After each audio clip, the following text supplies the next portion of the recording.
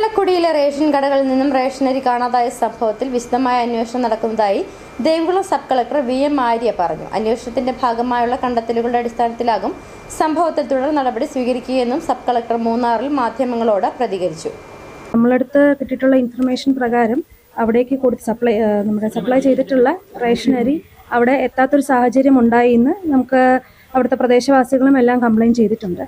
അപ്പോൾ ഇത് സംബന്ധിച്ച് അവരുടെ സപ്ലൈ ഡിപ്പാർട്ട്മെൻറ്റിൻ്റെ അന്വേഷണം നടക്കുകയാണ്. അതോടൊപ്പം തന്നെ ഒരു കോപ്പറേറ്റീവ് സൊസൈറ്റിയാണ് അതിൻ്റെ വിതരണം ഏറ്റെടുത്തിരുന്നത്. So joint registrar of cooperative സൊസൈറ്റീസും അതിൽ അന്വേഷണം ആരംഭിച്ചിട്ടുണ്ട്. അത് മുമ്പും ഉണ്ടായിട്ടുണ്ട്. അതിലൊരു ഓഡിറ്റ് പരാമർശമൊക്കെ ഉണ്ടായിരുന്നു എന്നാണ് മനസ്സിലാക്കുന്നത്. എന്തായാലും ഇപ്പോഴത്തെ വിഷയത്തിൽ വിശദമായിട്ടുള്ള അന്വേഷണം രണ്ട് ഡിപ്പാർട്ട്മെന്റും നടത്തുന്നുണ്ട്. ഉറപ്പായിട്ടും അത് ഒരു വ്യക്തി ആണ് അല്ലെങ്കിൽ ഒരു സംഘടനയാണ് അതിന്റെ പിന്നിലെന്ന് കണ്ടു കഴിഞ്ഞാൽ ഉറപ്പായിട്ടും അതിൽ ക്രിമിനൽ കേസ് രജിസ്റ്റർ ചെയ്യുക. അതോടൊപ്പം ഗവൺമെന്റിന് ലയബിലിറ്റി ഉണ്ടാക്കിയ സാഹചര്യത്തിൽ അതിനുള്ള ആക്ഷൻസ് നമ്മൾ എടുക്കാം. അതിന് എപ്പോഴും നമുക്ക് ആ കണ്ടെത്തലുകളുടെ ബേസിസിൽ മാത്രമായിരിക്കും തീരുമാനം എടുക്കാൻ പറ്റും.